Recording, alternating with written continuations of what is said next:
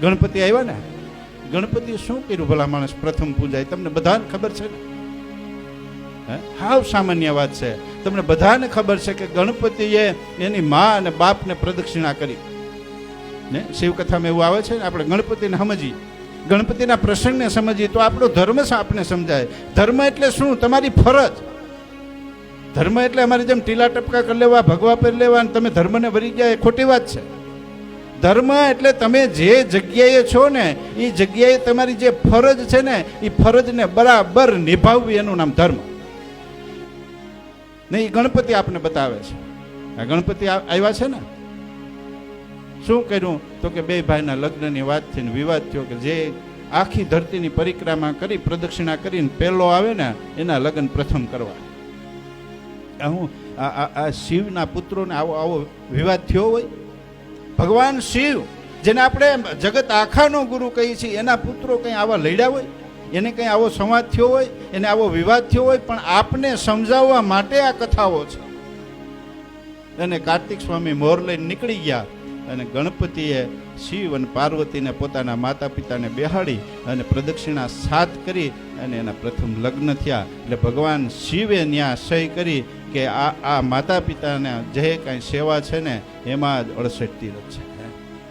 એટલો ધર્મ સમજાઈ જાય તો ઘરમાં અશાંતિ થાય.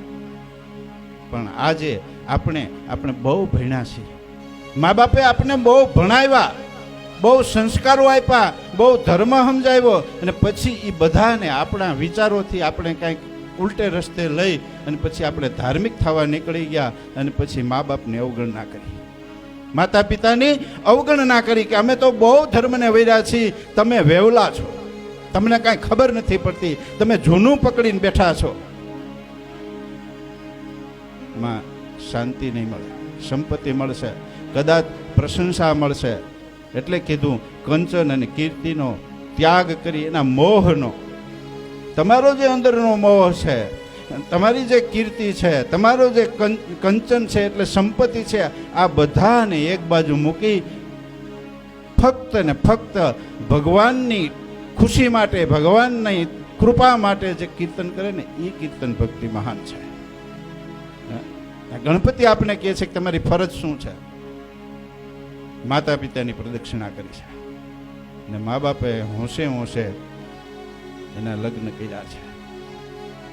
પછી બીજા ઓલા ભાઈ ફરીને આખી દુનિયા ફરીને આવ્યા હતા તો અહીં બાળકો રમતા હતા ગણપતિના.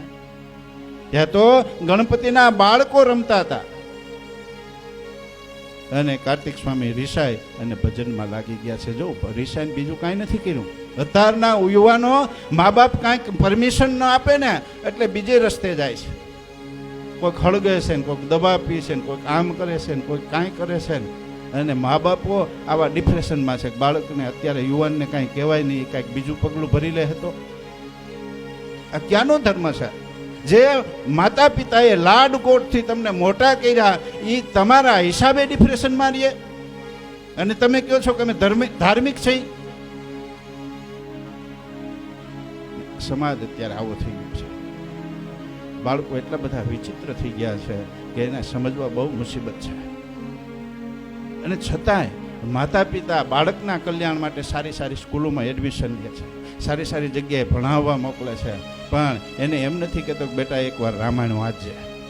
મા બાપની ભૂલ છે. કોઈ દી એમ નથી કીધું કે બેટા એકવાર રામાયણ વાંચજે, એમ નથી કીધું કે બેટા હવે આપણે થોડાક ફ્રી થઈ ગયા છીએ, સાંજે જમી પરવારીને ટીવી જોવો, ક્રિકેટના મેચ જોવો, પણ એમ નહીં કે બેટા એક રામાયણનું પત્તું વાંચીને મને સંભળાવ્યું, તું બહુ ભણ્યો છું. રામાયણ સાંભળી હોય તો એને ખબર પડે કે એક રામ છે ને એના બાપના વચનને ખાતર એના બાપે તો માગ્યું નથી. માં કઈ બોલ્યા છે કે રામ તારા પિતા પાસે મારા વચન લેણા હતા અને મેં માગ્યા એટલે આ બેસુધ થઈ ગયો છે. અને પોતાની પિતાની ખુશી માટે, પોતાની સાવકી માની ખુશી માટે એ રામ છે ને એ આખો વૈભવ છોડી અને જંગલ તરફ નીકળી ગયા છે. એ આપણી સંસ્કૃતિ. અને આજના આપણા બાળકો શું કરે છે? સંસ્કૃતિને મૂકી મા બાપનો કોઈ વિચાર નથી. પોતાના શાંતિ માટે, પોતાના સુખ માટે, પોતાને કાંઈક આમ સગવડો મળે એના માટે ગમે એમ ચાલે છે. પણ મૂળ આપણો દોષ છે. આપણે કોઈ દી એને નથી કીધું બેટા રામાયણમાં આમ છે, હા ધાર્મિક બનજે, ધર્મને વર્જે એમ કીધું છે. પણ ધર્મ એટલે શું ભલા માણસ? આખી જિંદગી અમારી આ તપસ્યાનું અમને એક જ પ્રશ્ન થાય છે કે ધર્મ એટલે શું? હે કેને ધર્મ કેવો? કેટલા બધા સંપ્રદાયો અટાણે ફૂલા ફાયલા છે. હે એમાં આપણે જો ગોટે ચડશું, અટવા હું, તો પછી ધર્મની વ્યાખ્યા કોઈ દી નહીં સમજાય. પણ ટૂંકીને ટચ વ્યાખ્યા એ છે કે તમારી સાંસારિક જે ફરજો છે ને, તમે જે સમાજમાં તમારું ઉત્પન્ન થયો છે, તમે જે સમાજમાં તમારી ઉત્પત્તિ થઈ છે, એ સમાજના જેટલા બંધનો છે, જેટલી ફરજો છે, જેટલા કૌટુંબિક જે કંઈ જવાબદારીઓ છે એને બરાબર નિભાવવી, એને જ ધર્મ કીધો છે. સંસારીઓ માટે એને જ ધર્મ કીધો છે. એને છોડીને તમે ક્યાંક જાઓ એટલે એટલા અટવાહો ની આટી જ્યારે નહીં નીકળે ને જ્યારે ખબર પડશે ને ત્યારે બહુ મોડું થઈ ગયું છે. હા સમજી લેજો, બહુ મોડું થઈ ગયું છે. નહીં મોડું થઈ ગયા પછી તમે ભલે બહારથી ખુશી રહ્યો પણ અંદરથી તમે રડતા હશો, કોઈને બતાવી નહીં શકો. હા કોઈને નહીં બતાવી શકો. કારણ કે આપણું ધર્મનું પહેલું પૂજન ગણપતિ પૂજન છે ભલા માણસ. હે ગણપતિ પૂજન છે આપણા ધર્મનું. ને ગણપતિના ગુણને આપણે જોવાના છે. એના નામને તમે તપાસો, ગુણનો પતિ. ગણપતિ એટલે ગુણનો પતિ. તમારામાંથી ગુણ નીકળી જાય, અવગુણોના ભંડાર થઈ જાઓ, જેના તેના અપમાન કરતા શીખી જાઓ, વડીલોના અપમાન કરતા શીખી જાઓ, અને પછી એમ કહો કે અમે તો ધર્મને વરેલા છે. ભલા માણસ, ધર્મમાં એમ કીધું છે, આપણા સંતોએ એમ કીધું છે, આપણા શાસ્ત્રોએ એમ કીધું છે કે કોઈ પણ સારું કાર્ય કે નબળું કાર્ય કરો ને પહેલાં ગણપતિને બેહાડો. તમારા ગુણોને પહેલાં તમારા હૃદયમાં વાસ કરો. ને એ ગુણોને છોડી, ગણપતિને છોડીને તમે મહાયજ્ઞ કરશો ને તો એ ખોટો છે. એનું ફળ તમને નહીં મળે એમ શાસ્ત્રો કહે છે. ગણપતિએ શું કર્યું છે તો કે મા બાપને પહેલા પૂજ્યા છે.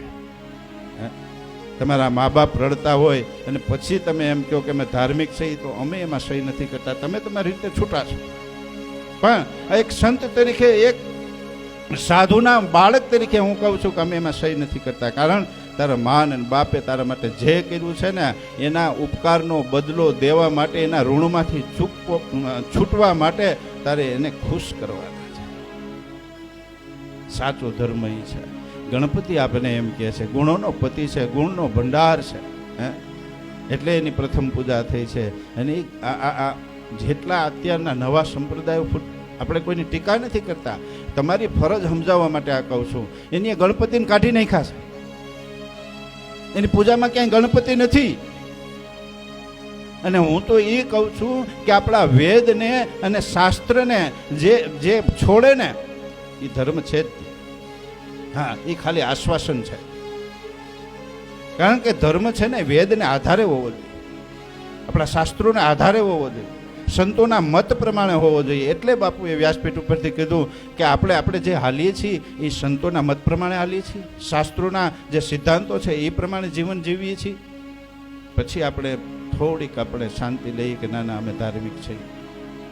જ્યાં સુધી માન બાપ ખૂણામાં બેહીને રડે ને ત્યાં સુધી તમે ધાર્મિક કેવડાવવાને લાયક નથી.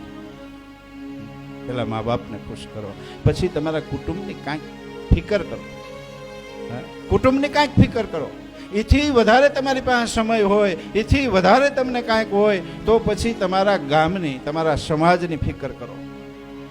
અને એથી વધારે તમને કાંઈક આગળ વધવાની ઈચ્છા હોય, પરમાત્માએ તમને કાંઈક સ્ટેમિના આપી હોય, શક્તિ આપી હોય, તો આખા રાષ્ટ્રની, આખા વિશ્વની ફિકર કરો.